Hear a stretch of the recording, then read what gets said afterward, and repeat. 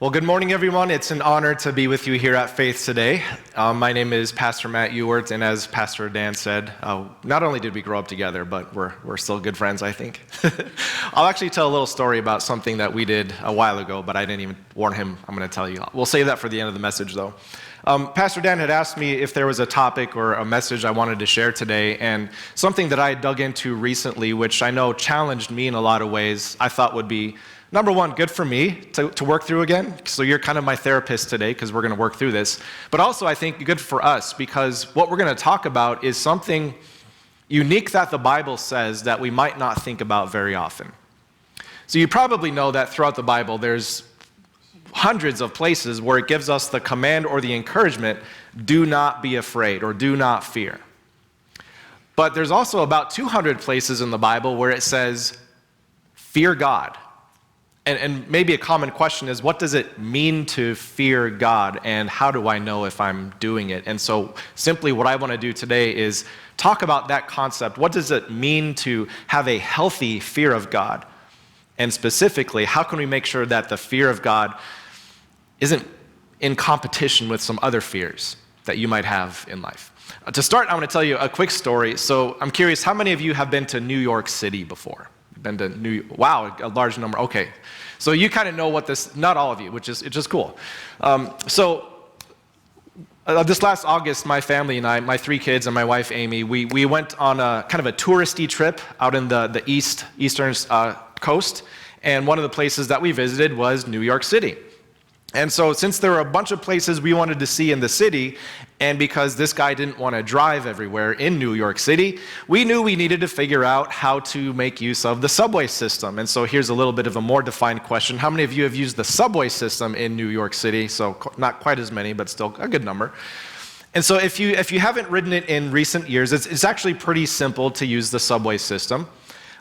They have these little check-in kiosks with a little pad on the side, and then once you check in, make the payment, you just turn the turnstile and it lets you into the subway area. And there's an easy way to make it work, so you either get a prepaid card or you can use Google Pay or Apple Pay just straight from your phone. And so since we're so technologically savvy, we decided let's just use our phones, and so that's what we did. First day we were going around New York City, everything worked without any issues at all. So we both had Google Pay on our phone, we beep, it's so satisfying. Like when you hold up your payment and it tells you you're good, it's beep. It's like, oh, that just sounds good. I'm sure they spent way too much money developing that beep sound. But it gives you a little beep, and so family of 5 beeps, beep, beep, beep, beep, beep. We all get checked in, we get in the subway, we go the wrong way the first day, but we figured out we have to go back and check in again. But first day, we make use of the subways. Second day, we want to go out and see the Statue of Liberty and some other things around New York City. And so once again, we get on the subway, everything's great. We come back, we need to go back to the hotel. And so I'm so confident at this point, I tell my wife, Amy, don't worry about it. We'll just use my phone because we're good to go. We've done this now. And so I check in, kid 1, beep, kid 2, beep, kid 3, beep, Amy, beep. Me, no beep. There's no beep, and so I'm looking at my phone, looking at the kiosk, like, why is it not letting me through? And I push the turnstile, it's not letting me on to see my family. And so there's this moment of panic. Because I've heard news stories of what happens in the New York City subways, and now I am separated from my wife and 3 kids, and I have no way to get to them apart from jumping over this turnstile. And so I'm trying to figure this out, and I look over and I see off to my right, there's this attendant about 25 feet away sitting behind a counter.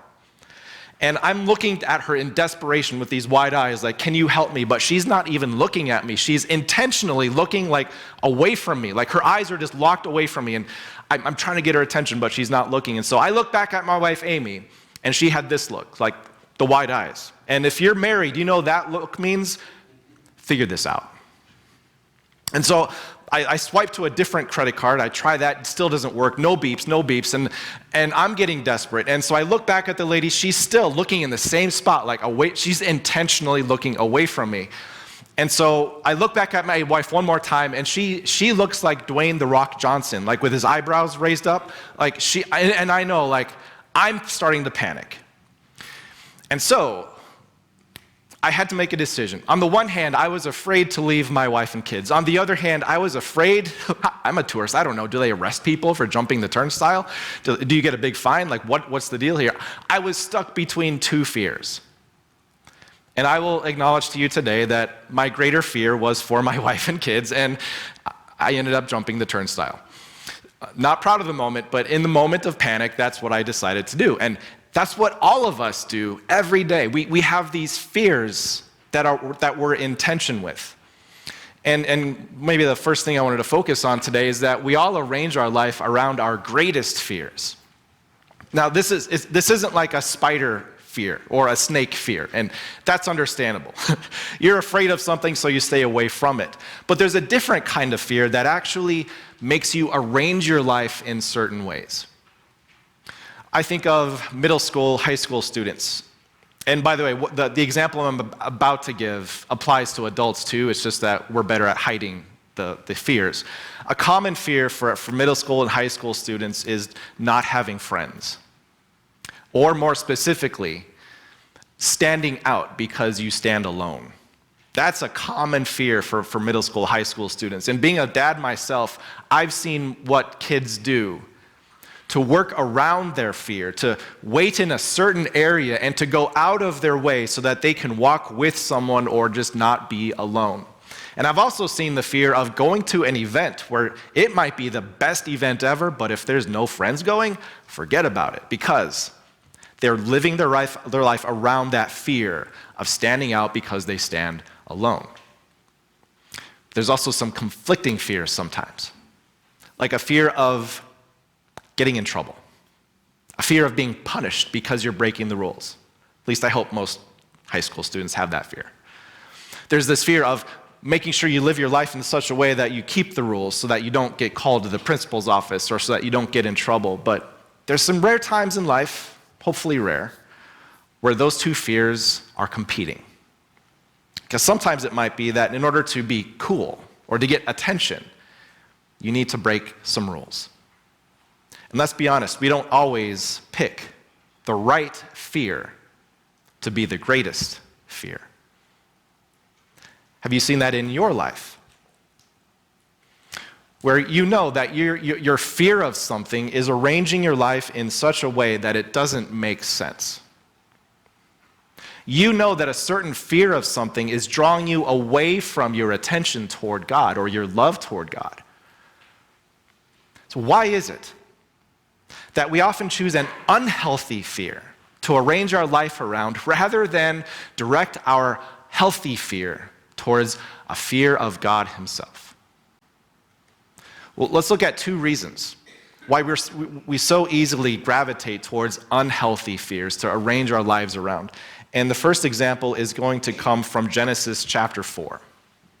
In Genesis 4, we see the account of Cain and Abel, and quite often you might think of this account as, oh yeah, this is the story of the first murder in the Bible, which it is, the account of the first murder. But actually, it was a murder that was provoked by fear. Long story short, Cain and his brother Abel were both offering sacrifices to God. But what we know is that Abel's offering was accepted while Cain's was not. And so what fear began to take root in Cain's heart? And you can only imagine, if you're meeting with your group this week, you can actually talk about that as one of the discussion questions. What fears do you think came to mind as his sacrifice was not approved of? Maybe he felt unworthy.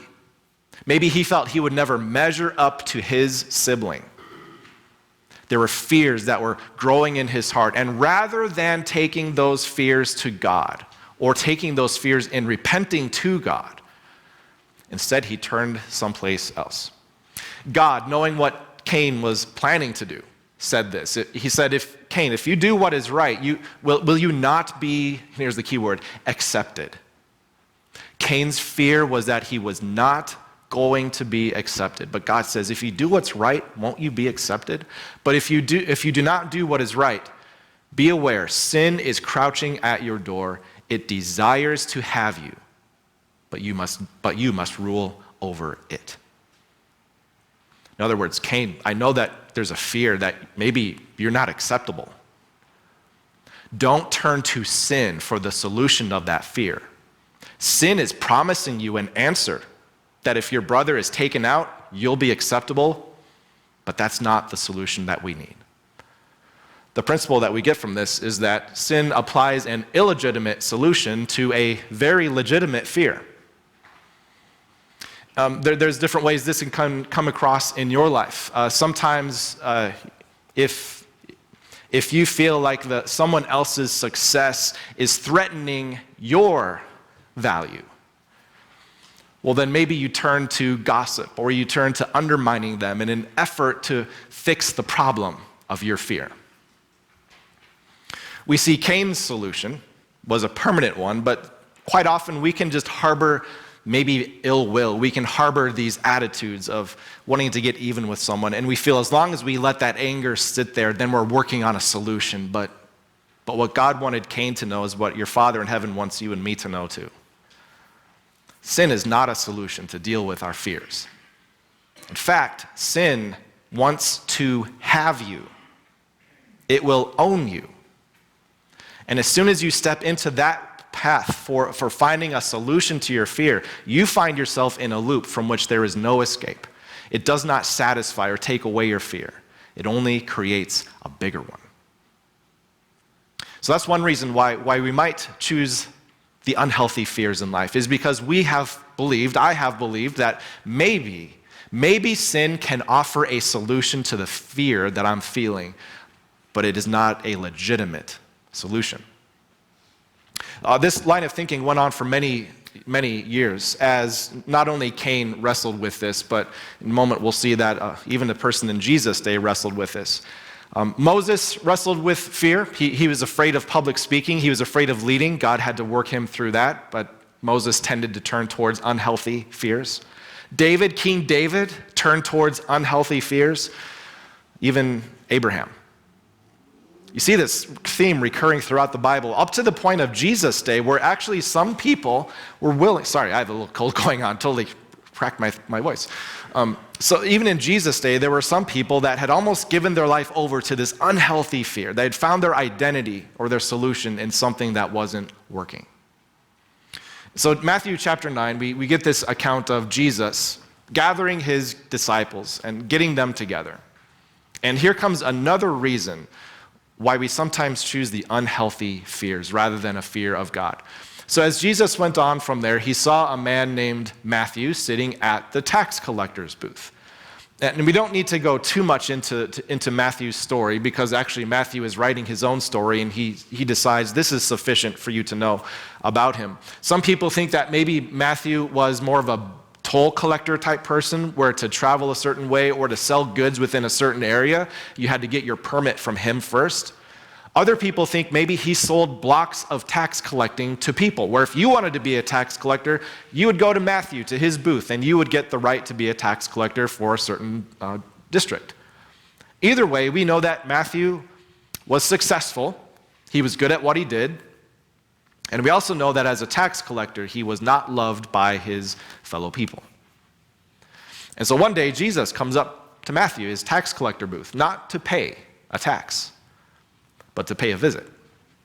And as Jesus approaches him, Jesus said, "Follow me." And Matthew got up and followed him. Now, what Matthew talks about in a very brief phrase can be expounded on if you look at what Mark and Luke also record about this event. Matthew's other name was Levi.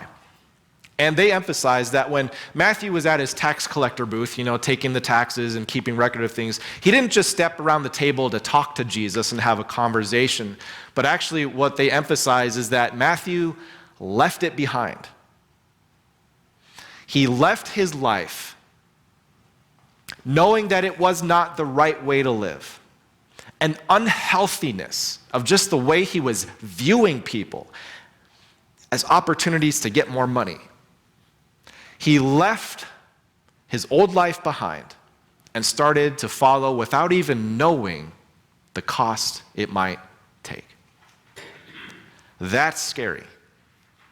Leaving behind what's familiar and pursuing something that's new. And that's kind of what we get from Matthew's account, is that it can be scary to leave what's familiar, even when what's familiar is not good.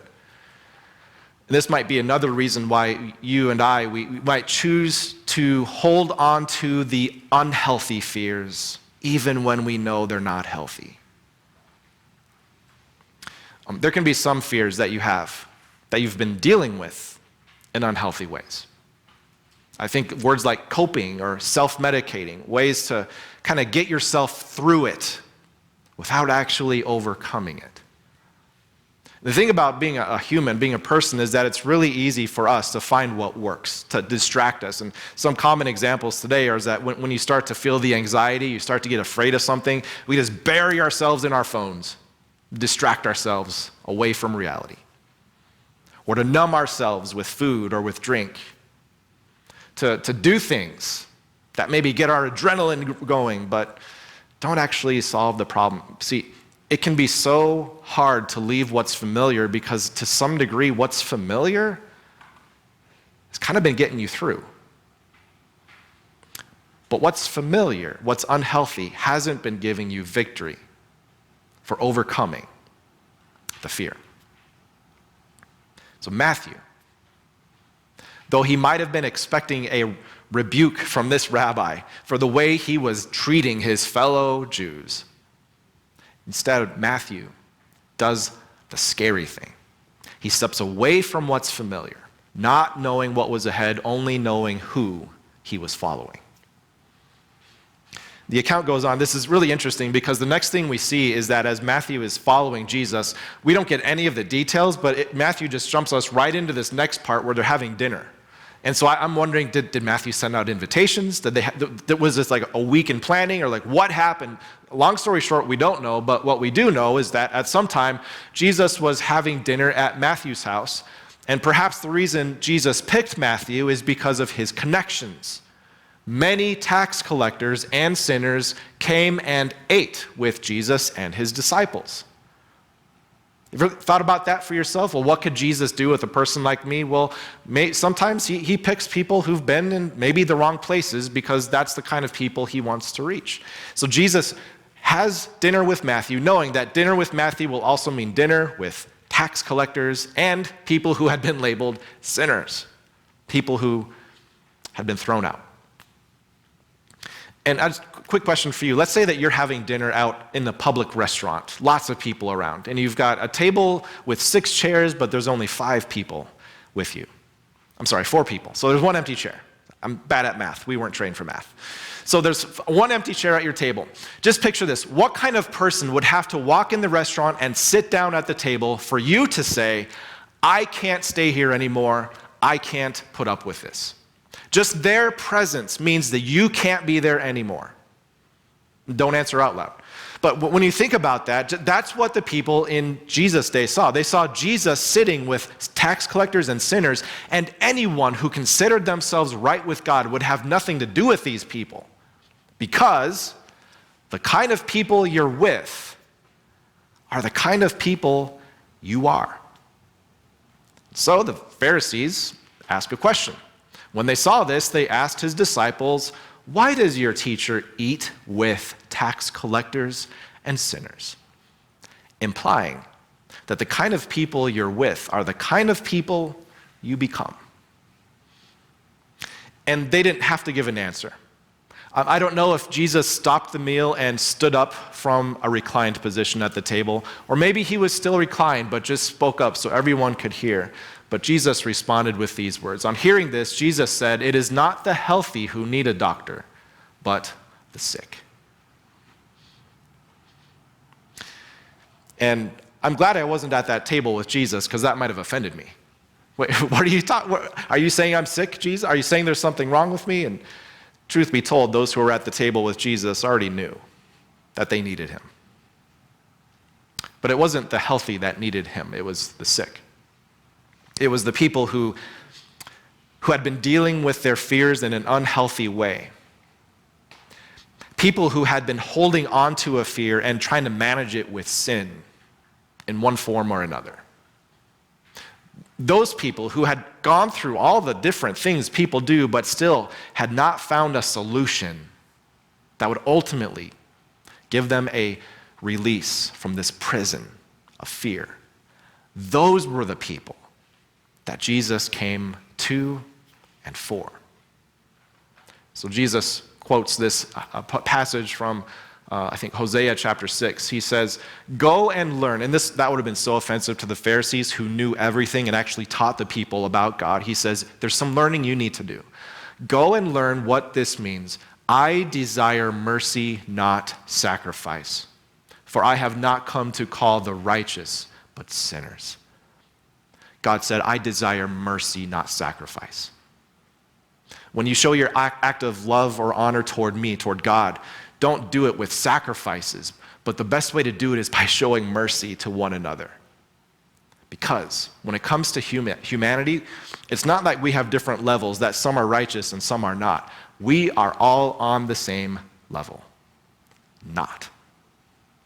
We are all in need of a doctor, someone who can come in and help us. And the cool thing with Jesus is that by saying this, he is implying that there is indeed hope for people like us.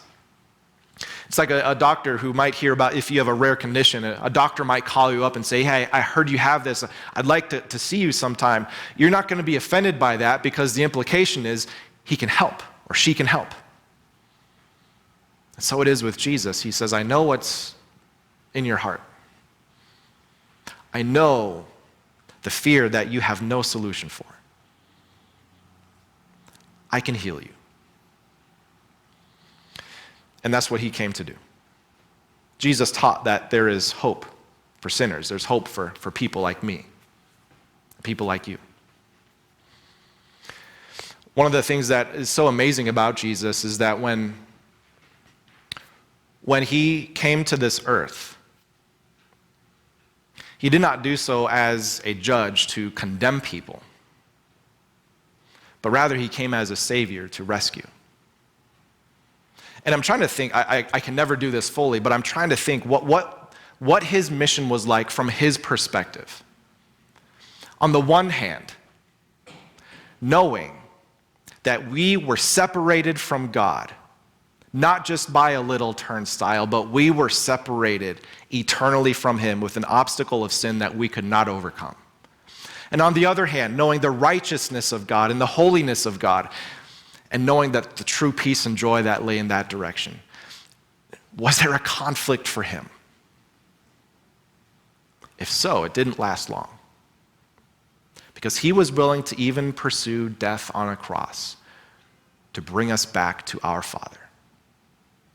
Which brings me to my last story here. So back in the summer of 2000, I think it was. We're old by now. Back in the summer of 2000, Pastor Dan and I took a little trip, 5-6 days up to Alaska. I started in Oklahoma from where I lived, where my parents were, drove up, I was at Wisconsin, Minnesota. We met up north, and then we traveled from there drove all the way up to Alaska. And it's an amazing summer working in a fish processing plant. I mean, that's just a glorious job. But then just with Alaska, all the sightseeing, all the traveling, and I don't know if you tell them stories about Alaska at all, but have them tell stories sometime. So it was an amazing summer. And there are certain memories of those 3 months that just stick out in my mind. And by the way, not all of them were good. We got into we didn't like each other for a while. But there's one memory that is just ingrained in my mind, and it actually happened the day I left. So the summer of 2000 is when I turned 20 years old. And this was going to be the first summer I was away from home, and I was going to be a ways from home. And so I remember packing up. I'm so excited. I'm saying goodbye to my parents. Car is packed, ready to go. And I'm giving them a hug. And one of my parents, they're just, tears are just flowing down. It's my mom. Tears are just flowing down her face. And I'm like, Mom, look. She's like making me sad. She's so teary. And I was like, hey, I'm going to miss you too. And, I was like, it's no big deal. I'll be home in a few months and we'll talk, all this stuff. And so in my mind, it was sad, but not that sad. And now as a parent, I can see things from a different perspective. You see, when children are young, when they're still children, they are afraid to be far from mom and dad. They have a fear that keeps them close. But as children get older, they become not so childlike. They go to school. They have sleepovers. They have summer camps. They go to college. Some get married. They move out. They have a life of their own. And that's That's part of life, right? Celebrating that maturity into adulthood. But still, I remember the sorrow and the grief in my mom's eyes as I was saying goodbye, because it's not every day that your youngest stops being a teenager, and now he's not even going to be around to celebrate it. So that's part of life. But I can't imagine the grief from heaven when we forget that we will always be children of God. That while we mature in our faith, we never stop being his children. And the proper mindset for us to have is that we should be afraid to be far from him. So that whatever gets between us and him, we should be ready to jump over it, move through it, plow through it. That healthy fear of God is a fear of being far from him. And heaven was so grieved at our separation from sin that heaven sent a solution named Jesus. And that's what we needed. So as you think about this whole idea this week, as you know, we've got fears that will conflict in your life, and sometimes we choose the wrong one. Sometimes because of sin, and sometimes because we're not willing to leave what's familiar. Maybe think about who you are. No matter how old you get, you'll always be a child of God. Let that be your greatest fear of being far from him. And 2 points of application. Number one, for some of you, a good application this week is to think about what are some unhealthy fears you've been holding on to, whether because it's just familiar or because you found a way to cope your way through it. And what would it look like to make God the greater fear in your life? For others of you, maybe a good application this week is to be more understanding of the people in your life. To understand that just because they're making bad decisions doesn't mean they're a bad person. Or as a parent, I have to apply this to myself. When my children act out, my default is to make them fear me more than whatever they're fearing. But my proper place is to understand the fear that's driving them. Let's talk about these friends. Let's talk about the fear and understand, just maybe the application, have an understanding of the people in your life or a curiosity. What are some of the fears that are driving them? And how might you be able to offer a better solution named Jesus? So it's been an honor to be with you today. You've got an amazing pastor. Keep listening to him. Unless he's stupid, don't listen to him then. But what an amazing leader that you have, a heart from God, and it's an honor for me to be with you here today. I'll close with prayer, and then we'll join in the Lord's Prayer too. Dear Father in heaven, thank you so much for the gift of your Son, Jesus. There are so many things in life that we can be afraid of, and we arrange our lives around those fears so as to minimize them. I pray this week that you would give us wisdom and insight into how we can not just work around those fears, but replace them with a healthy fear of you.